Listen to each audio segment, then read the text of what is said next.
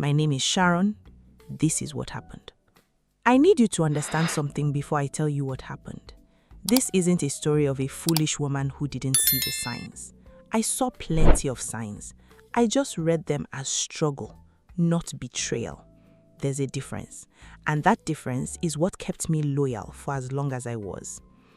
Emmanuel and I met 4 years ago at a friend's housewarming in Lagos. He wasn't flashy. He wasn't the loudest man in the room. He was the one quietly helping the host fix a generator that wouldn't start, sleeves rolled up, laughing at his own bad jokes about how he was an engineer by day, generator doctor by night. I liked that about him immediately. He didn't perform for attention. Or so I thought. We started dating 3 months later. He was working a mid-level job at a logistics company, and I was working as an accounts officer at a small manufacturing firm. Neither of us was rich, neither of us pretended to be. We used to sit on the floor of his one-room apartment in Ogba, eating rice from the same plate because we only owned one good plate, laughing about how one day we'd have a real dining table. That was the foundation. Shared struggle, shared dreams. At least, that's what I believed it was. When he proposed 2 years into our relationship, it wasn't extravagant. He took me to this small buka where we had our first proper date, got down on one knee in front of the woman who sold us beans and plantain every Sunday, and said, "Sharon, I don't have much, but I have all of it for you." The woman selling beans started crying before I did. I said yes without hesitation. From that day, we started planning. Not a big wedding, we didn't have big money, but a wedding that would be ours. We agreed on a budget, split based on what we could realistically each save. He said his contribution would come from his salary and a few side jobs, logistics consulting he called it, helping small businesses set up delivery systems. I didn't question that. Lagos is a city where everyone has a side hustle. I thought I was being a supportive partner by not prying into the details. So I focused on my own savings. I want you to sit with what I did over those 2 years because it matters for how the story ends. I worked my regular job, then did freelance bookkeeping for 2 small shops on weekends. I trekked instead of taking a bus to save the extra naira. I stopped buying new clothes. Every outfit I wore that final year was something old, restyled, reworn. I packed lunch instead of buying food outside. I turned down 2 different weekend trips with friends because I didn't want to touch the wedding account, not even once. Every kobo I saved went into a dedicated account I'd opened specifically for the wedding. I named it Sharon's Big Day, so I'd see those words every time I logged in as a reminder of why I was sacrificing so much in the present for something in the future. Emmanuel knew about this account. He used to ask me how much was in it, how the savings were going, whether we thought we'd reach our targets before the date we'd picked. I always told him honestly. I never once thought to ask him the same question with the same intensity, because I assumed, foolishly I now know, that a man who proposed to me in a buka, a man who once told me he didn't have much, wouldn't suddenly be hiding wealth or spending it elsewhere. There were small things, looking back, that I explained away. He started dressing a little sharper, new shoes, a new watch wrist. When I asked, he said a client had paid him well and he wanted to look the part for future meetings. It made sense. Image matters in business. He started being busier on weekends, the very weekends we used to spend together, planning the wedding, visiting venues, comparing prices for chairs and canopies. He said the side business was demanding more time now, that this was actually good news because it meant more money for the wedding. I believed him. I wanted to believe him. About 8 months before everything fell apart, I asked if we could check our combined savings so we could start booking vendors. He hesitated just for a second, then said his money was tied up. He'd reinvested into equipment, a delivery bike for a bigger contract, and it would free up soon. He promised that by the time we needed to pay vendors, his share would be ready. I didn't push. I trusted him. The way you trust is someone you've built a life with, is someone who knelt in front of a bean seller and called you his everything. By the time I saw him in that shopping plaza, Sharon's Big Day had grown to an amount that represented almost 2 years of discipline, of saying no to small joys so I could say yes to a future. Hold on to that because it matters very soon. It was a Saturday, ordinary in every way, until it wasn't. I had taken the morning off from my freelance bookkeeping to run errands for our upcoming engagement party, the formal one where both families would officially meet. I was the one organizing most of it because Emmanuel said his work schedule that month was unpredictable due to a major new contract. My list that day was long and unglamorous. Confirm the caterer's final head count, pick up a deposit receipt from the event hall, and buy plastic chairs and a few decoration items from a market plaza that had cheaper prices than anywhere else in town. I remember exactly what I was wearing, a faded Ankara wrapper skirt I'd had for 3 years because I'd stopped buying new clothes, and a plain white top. I remember exactly how tired my feet were because I'd walked from one end of that plaza to the other, comparing prices on white plastic chairs, because the difference of 50 naira per chair multiplied by 150 chairs actually mattered to my budget. I had just paid for the chairs. I'd be lying if I wasn't a little proud of myself for negotiating the seller down. When I was walking toward the exit of the plaza, arms full of bags, when I saw him. Emmanuel. He was about 30 feet away, standing outside one of the more expensive boutiques in that plaza, the kind of shop I'd walked past 100 times but never once walked into, because everything in the window cost more than I made bookkeeping for an entire week. He wasn't alone. There was a woman with him. Tall, polished, dressed like she'd stepped out of one of those Instagram pages that sell a lifestyle as much as clothing.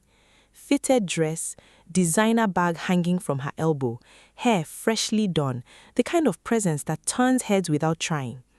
She was laughing at something he'd said, and he was laughing too, easy and warm, in a way I hadn't seen on his face in months, not since before he'd gotten busy.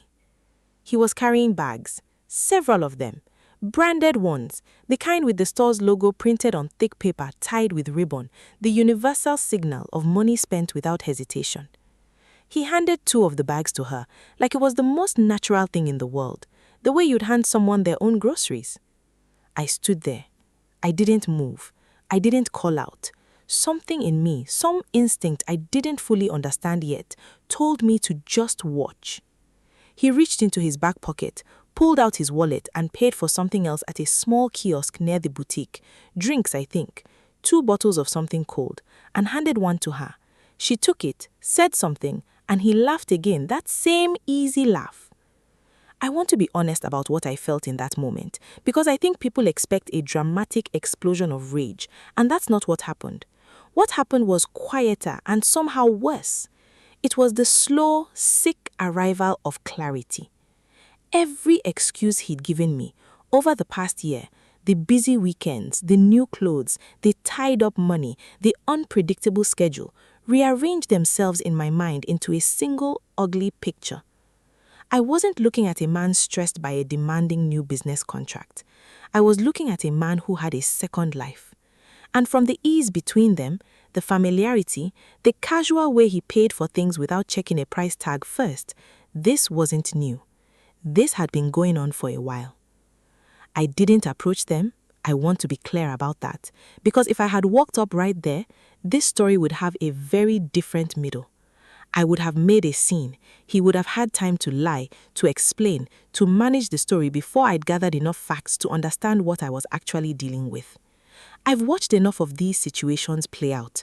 Friends, cousins, women online sharing their own stories, to know that confronting a cheating man in the moment almost always gives him the upper hand, because he gets to control the narrative in real time and you're too emotionally flooded to think clearly. Instead, I turned around. I walked to a different exit of the plaza.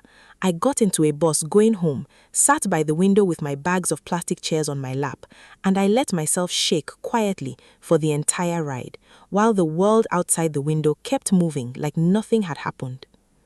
By the time I got home, I had made a decision that would define everything that came after. I was not going to confront him with emotion. I was not going to scream or cry in front of him or ask him to explain himself while my voice broke. I had seen too many women do that, only to be tucked back into the relationship with apologies and promises, while the man simply got better at hiding things the second time around. I was going to find out the truth first, quietly, completely. And then I was going to decide what to do with my life, not what to do about him, but what to do with my own future, based on facts, not feelings. Over the next 3 weeks, I didn't say a word to Emmanuel about what I'd seen. I want to walk you through how I uncovered the rest, because the depth of what he was hiding surprised even me. I started paying closer attention to things I'd taken for granted.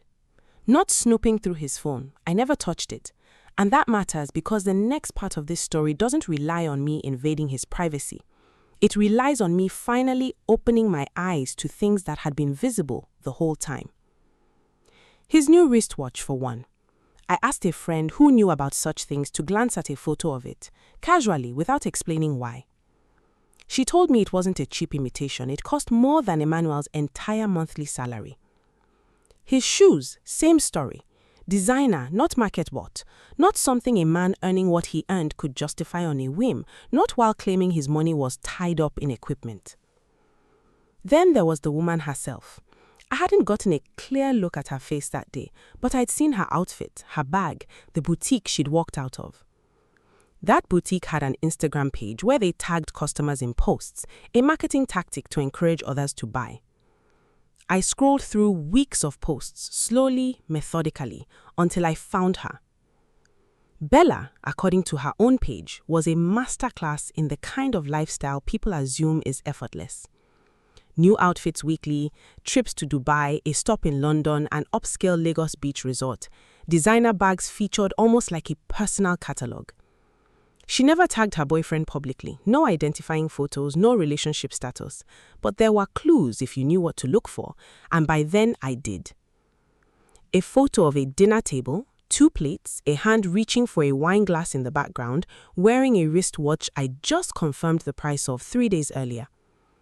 A caption under a new phone she'd just been gifted, thankful for the people who see my worth. Posted the same week, Emmanuel told me he couldn't contribute his usual amount because a client had delayed payment. A video of her unboxing a designer bag saying her guy always knew how to make her feel like a queen, that he never let her carry last when it came to anything she wanted. I sat with that phrase for a long time. Never let her carry last. Meanwhile, I had carried everything for our wedding almost entirely on my own back, while being told his money was tied up, his schedule demanding, his business about to finally pay us for us. Based on the boutique prices, the watch, the trips, the gifts, and how often new items appeared on her page, it wasn't hard to estimate that what he'd spent maintaining Bella's lifestyle over that period was significant, possibly close to everything I'd saved for our entire wedding. I couldn't know the exact figure, and by that point it almost didn't matter. What mattered was the shape of the betrayal. While I chose sacrifice, he chose to fund someone else's comfort and lied to my face about why there was nothing left over. I considered reaching out to Bella directly, telling her the truth about who Emmanuel really was to me. I thought about it seriously for almost a day, but I decided against it. Whatever happened between Bella and Emmanuel once the truth came out was their business to sort out, not mine to manage. My responsibility was to myself and to the life I still had a chance to build, with or without him. So, I made my decision. I know what a lot of people watching this expect right now. The confrontation scene, the moment where I show up at the boutique or wait outside his office or invite Bella for coffee and lay out the truth in front of both of them. That's the version of this story that would have given me a single explosive moment of release. I didn't do that, and I want to explain why, because I think it's the most important decision I made in this entire story. A loud confrontation gives the other person something to respond to. It gives them a stage. Emmanuel was a smart man, careful with his words, good at managing how he was perceived. You don't fund a secret second life for over a year without becoming skilled at managing perception. If I had confronted him with raw emotion, he would have had room to apologize, to cry, to promise to end it immediately, to beg me not to throw away everything we'd built. And some quiet, exhausted part of me, the part that had loved him for 4 years, might have believed him. People do. Women smarter than me have stayed in worse situations because a well-timed apology landed on a tired heart. I didn't trust myself to stay strong in that moment, so I removed the moment entirely. Instead, about a month after I saw him in the plaza, I sat Emmanuel down, calmly, without any indication that I knew anything, and told him I wanted to talk about the wedding budget honestly, one more time, before we moved forward with any vendor bookings. I asked him directly, how much in total did he currently have saved toward the wedding? He gave me a number, a specific, confident number stated without hesitation, the kind of number a man gives when he's used to lying smoothly. It was significantly less than what I had saved, but he framed it as temporary. The business was about to turn a corner, he said. A few pending payments were about to clear, and once they did, he'd make up the difference quickly. I nodded. I told him that sounded reasonable. I told him I trusted him to handle his side and that I would continue handling mine. Inside, I had already made my decision. I just didn't tell him what it was. The next day, I went to my bank. I moved every single kobo out of the Sharon's Big Day account, the wedding savings account he knew about, the one he'd been quietly counting on as a financial cushion for the wedding he wasn't actually fully funding. And I put it into a brand new account, one he didn't know existed, one with no name attached to a wedding, no name attached to him at all. I didn't steal from him. I want to be completely clear about that. Every single naira in that account was money I personally earned and personally saved through 2 years of sacrifice he had never matched. I wasn't stealing from him. I was simply refusing to let money I had worked for fund a wedding with a man who was funding someone else's life with whatever he wasn't giving to ours. I didn't end the relationship that day. I know that might be confusing to hear given everything I knew by that point, but I needed time to plan, and ending things impulsively without a clear next step would have left me vulnerable in ways I wasn't willing to risk. I had watched too many women leave relationships in a blaze of righteous anger, only to end up financially worse off than before because they burned everything down before they had something solid to stand on. So for the next several weeks, I quietly continued the relationship on the surface, while underneath I was building an exit. I started researching what I actually wanted to do with the life I had ahead of me, a life that, increasingly, I understood was not going to include a wedding to Emmanuel. I had always had an idea sitting quietly at the back of my mind, something I'd mentioned to friends in passing, something I'd half joked about during slow afternoons at my accounts job. I was good with numbers. I was good with organizing small businesses, the kind of informal shops and traders who needed someone to make sense of their finances but couldn't afford a full accounting firm. Several of my freelance bookkeeping clients had told me more than once that I should turn this into something bigger, a proper service, not just a side hustle I did on weekends for extra cash. I had never seriously pursued it because pursuing it would have meant taking risks with money I didn't have to spare, money that for 2 years had been earmarked entirely for a wedding. Now, that money was sitting in an account with no wedding attached to it, and for the first time in a long time, I let myself ask a different question. What did I actually want to build? I spent 2 weeks researching properly. I spoke to a cousin who ran a small registered business, asking her about the registration process, the costs involved, what mistakes to avoid. I looked into what licenses I'd need to formally offer bookkeeping and small business accounting services. I drafted a simple business plan on a notebook I bought specifically for that purpose, writing and rewriting it during my lunch breaks, in the back of buses, in the quiet hour before bed. I decided to start small and deliberate. I wasn't going to rent a fancy office immediately or hire staff I couldn't yet afford. I registered a business name. I used a portion of my savings to get proper accounting software, to print professional materials, to set up a simple but credible online presence. I kept the rest as a financial caution because I had learned painfully the value of always having something set aside that nobody else could touch or count on. I called the business Sharon Ademi and Associates. Simple, direct, my own name standing at the front of something for the first time in my adult life. My first clients were people I already knew, the same small shop owners I'd been doing freelance bookkeeping for, plus 2 new referrals from my cousin's network. I worked harder in those first few months than I think I had ever worked in my life, not because anyone was forcing me to, but because for the first time, every hour of effort was building something that was entirely, undeniably mine. Nobody could quietly redirect this success towards someone else's lifestyle. Nobody could tell me my money was tied up while spending freely elsewhere. There was no elsewhere. There was just the business and me and the slow, steady proof that discipline eventually pays a return.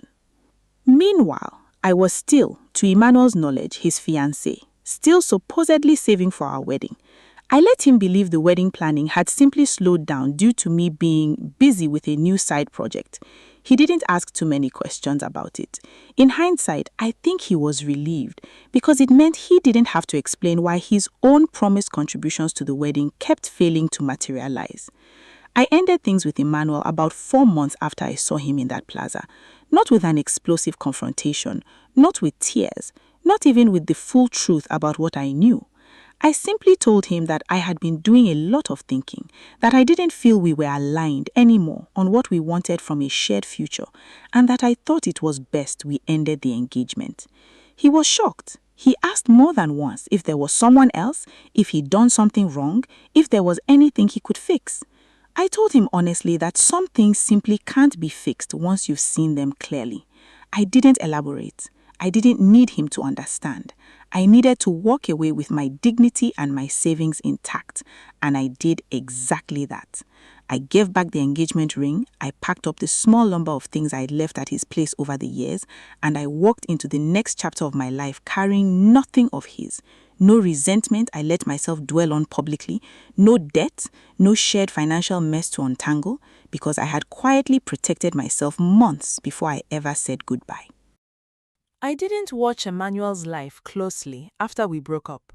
I made a deliberate choice to stop checking, stop wondering, stop letting his choices occupy space I needed for building my own future. But Lagos is a small world in certain circles, and over the following 2 years, pieces of information reached me anyway, through mutual friends, through the casual mentions that happen at parties and family gatherings. From what I gathered, here's roughly how things unfolded for him. Without my wedding savings to quietly lean on, savings he'd apparently been counting on more heavily than I'd realized, his financial situation grew noticeably tighter. The business he'd always referenced turned out to be far less substantial than he'd presented it as being. A few genuine clients, yes, but nowhere near enough to fund the lifestyle he'd been displaying, and certainly not Bella's boutique habits, her trips, her gifts. He'd been sustaining a lot of that through his salary, increasing debt and, I strongly suspect, though I can't prove it, money that should have gone toward our shared future. Once I removed my financial cushion from the equation and his own resources kept being stretched by Bella's expectations, the math stopped working. I heard he lost his logistics job about 1.5 years after we broke up. Performance issues, missed targets, possibly distraction. I heard his relationship with Bella ended around the same time. Apparently, and this surprised even me, Bella was the one who ended it, not gently. From what acquaintances described, she left once it became clear the lifestyle he'd been funding for her was no longer sustainable. The trip stopped, the gifts stopped, and so did her interest. I want to sit on that for a second because it's an important truth this story reveals. Devotion built on spending, rather than genuine partnership, rarely survives the absence of money. Bella was never loyal to Emmanuel. She was loyal to what he provided. The moment the providing stopped, so did she. I felt something complicated hearing that. Not joy exactly, I want to be honest, because pretending I felt nothing but triumphant satisfaction would be dishonest. I felt a quiet, sad recognition. He had built an entire deception, sacrificed our future, sacrificed my trust, sacrificed 2 years of my discipline for a relationship that was never going to outlast his bank balance. All of it for nothing real. After that, things got harder for him. No steady job, strained friendships with people tired of lending him money he repaid slowly, if at all. A falling out with at least one family member over funds he'd borrowed and not returned. Money I now suspect had also been funneled toward maintaining appearances he could no longer afford. I generally stopped following the story after that point. I had my own life, growing in a direction I was proud of, and I didn't need his decline to validate my choices. My choices were already validated every month by my own bank statements, my own growing client list, and my own name on a business that was mine. While his life was unraveling in the background, mine was doing the opposite, slowly and then quickly, in the way that real, sustainable growth tends to happen. Sharon Adeyemi and Associates grew steadily over those first 2 years. I reinvested almost everything back into the business early on. Better software, a small rented office once I outgrew working from home. Eventually, my first hire, a bright young graduate I trained personally to handle smaller clients while I focused on growing relationships with bigger ones. I won't pretend it was easy. There were tight months, nights I sat with my notebook recalculating numbers, wondering if I'd made the right call walking away from a stable account job to build something uncertain. Building from nothing is its own kind of sacrifice, just like saving for a wedding had been. Except this time, every sacrifice was building something that belonged entirely to me. By the second year, word of mouth had done a lot of the work. One early client, a fabric importer, grew significantly and brought me on to handle increasingly complex accounts as her business expanded and recommended me to other importers in her network. I expanded beyond basic bookkeeping into broader small business financial consulting. By the third year, I had 12 employees, a proper office in a respectable part of Lagos, and a client list that included several mid-sized companies, though I made sure never to abandon the kind of client I'd started with. I'm not telling you this to brag. Every single thing I built came from the same discipline that was once mistaken for naivety. The discipline of working hard, saving carefully, trusting the wrong person with that effort. The difference was, once I redirected that discipline entirely toward myself, it multiplied in ways I hadn't expected. I didn't rush into another relationship. I dated occasionally, carefully, with an awareness of red flags I simply hadn't had before. I wasn't bitter because bitterness curdles you, and I refused to let what he did make me harder and more closed off than I wanted to be. But I was wiser. I asked more questions earlier. I paid attention to inconsistencies instead of explaining them away.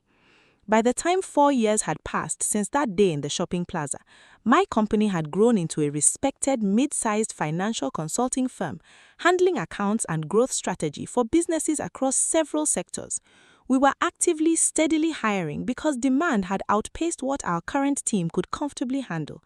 That's the position I was in when this story reaches the moment I think you've been waiting for. We had posted an opening for a logistics and operations coordinator, a role suited for someone with a background in supply chain or logistics management, since we'd recently taken on several clients in the import and distribution space who needed that specific expertise integrated into our consulting team. We received a strong pool of applications.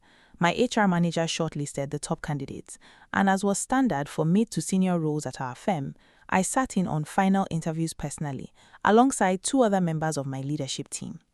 I liked staying close to hiring decisions, especially for roles that would interact directly with clients. It was one of the small ways I maintained the kind of quality control that had built our reputation in the first place. I didn't look closely at every name on the shortlist beforehand. We had 6 candidates that week, back-to-back interviews, a long day ahead. I glanced at resumes quickly between sessions, noting qualifications, not lingering on names. The 4th candidate of the day was listed as Emmanuel. I want to be honest, Even seeing the first name didn't immediately register as significant. Emmanuel is not a rare name. I'd worked with at least 3 other Emmanuels in my professional life since the engagement ended. I didn't think much of it as my assistant called the candidate in. The door opened, and there he was. 4 years had changed him. He looked thinner than I remembered.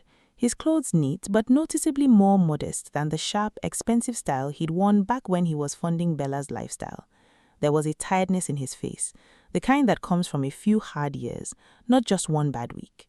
He walked in with the practiced, slightly nervous confidence of someone who genuinely needed this job to work out. He didn't recognize me immediately.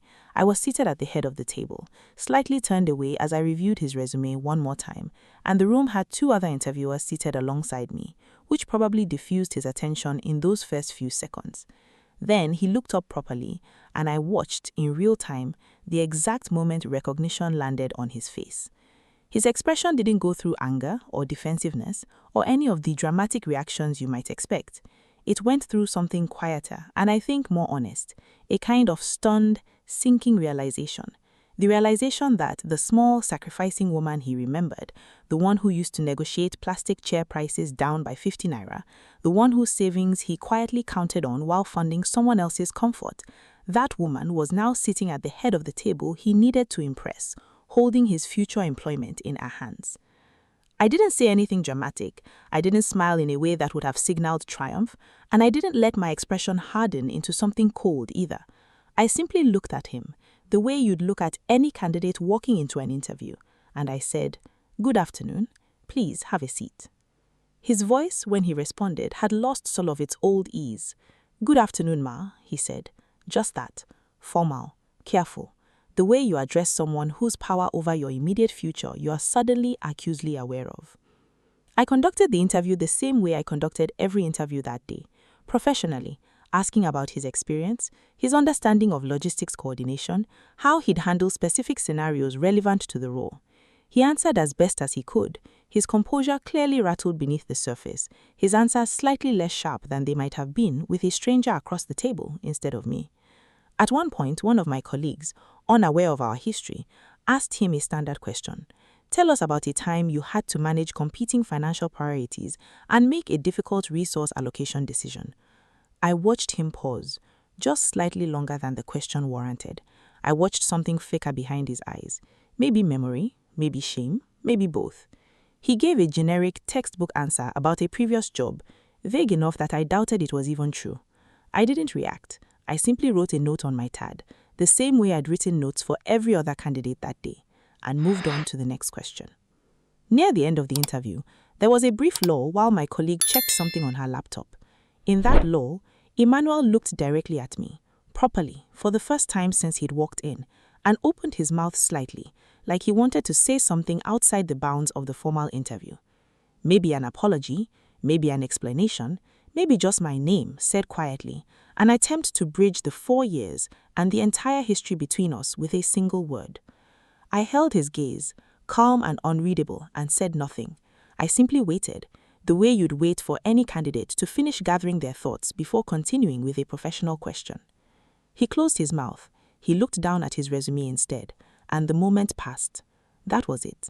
No speech, no reference to the past, no mention of Bella, of the wedding savings, of the plaza, of any of it. Just silence, held for a few seconds too long to be entirely comfortable in a room full of people who had no idea what that silence actually contained. I think that silence said more than any words could have. It told him without a single accusation that I knew exactly who he was, that I remembered exactly what he'd done, and that none of it mattered enough to even warrant being spoken aloud. He wasn't important enough in my present life to earn a confrontation. He was just a candidate in a chair, hoping for a job at a company built from the very discipline he'd once taken for granted. After he left the room, my colleagues moved on to discussing the next candidate, completely unaware of what had just happened beneath the surface of that interview. I let the conversation continue normally. I gave my honest professional assessment of his qualifications, separate entirely from anything personal, because I want to be clear about something important. I did not disqualify him out of spite, and I did not give him special treatment out of guilt or lingering affection either. His qualifications on their own merit were decent but not exceptional, several years of relevant experience, reasonable knowledge of logistics coordination, but noticeably less polished and less current than two of the other candidates we interviewed that week. Gaps in his resume that likely reflected the unstable years he'd had since his job loss, the kind of gaps that happen to anyone going through genuine hardship. We ultimately hired a different candidate for the role, a woman with more recent, more relevant experience who interviewed more confidently and presented clearer examples of relevant work. It was by every professional measure my team applied that week, the correct decision, completely independent of Emmanuel's history with me. I want to be honest that there was a version of this moment where I could have used my position to either punish him further or rescue him out of some lingering sense of guilt. I did neither. I let the process be exactly what it was supposed to be: fair, professional, blind to the personal history sitting quietly underneath it. He never reached out to me afterwards. No message, no attempt at the conversation he might have wanted to have in that brief lull during the interview. I don't know, to this day, what he made of that encounter, what he told himself about it afterward, whether he understood the full weight of what that silence meant, or simply filed it away as an unfortunate coincidence and moved on with his job search elsewhere. I haven't heard anything about him since, and for the first time in this entire story, I can say that honestly without it costing me anything emotionally. I'm not curious anymore. I'm not checking. I'm not waiting for an update. His story simply isn't connected to mine in any way that matters now, except as the chapter that taught me the most important lesson of my adult life. I think about those 2 years of saving often, not with regret, but with a strange kind of gratitude I never expected to feel. Every kobo I saved while believing I was building a wedding was actually, without my knowing it, building my exit. Every sacrifice I made while he was quietly funding someone else's comfort was teaching me a discipline that would eventually fund something far more lasting than a single day of celebration ever could have. I didn't get the wedding I spent 2 years planning for. I got something else instead. A business with my name on it. A team of 12 people who depend on me to lead well. A level of independence I'm not sure I would have ever pursued if I hadn't been forced to. I'm not grateful to Emmanuel. I want to be clear about that, because I think some of these stories try too hard to find a silver lining in someone else's cruelty. And I don't think that's fair to the woman who lived through the sacrifice without knowing the betrayal underneath it. I'm not grateful to him. I'm grateful to the version of myself who chose to build something quietly instead of waiting for an apology that was never coming, or fighting for a man who had already made his choice long before I caught him making it. If you are listening to this and you recognize even a small piece of your own story in mine, the unexplained busyness, the money that's always tied up, the sacrifices that only seem to flow in one direction, I want you to hear this clearly.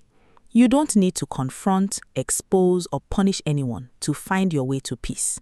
Sometimes the most powerful response is simply to take what's yours, build something undeniable with it, and let time and consequence do the rest of the work for you. Choose yourself, quietly if you have to, loudly if you are ready, but choose yourself every single time. Thank you for listening to my story.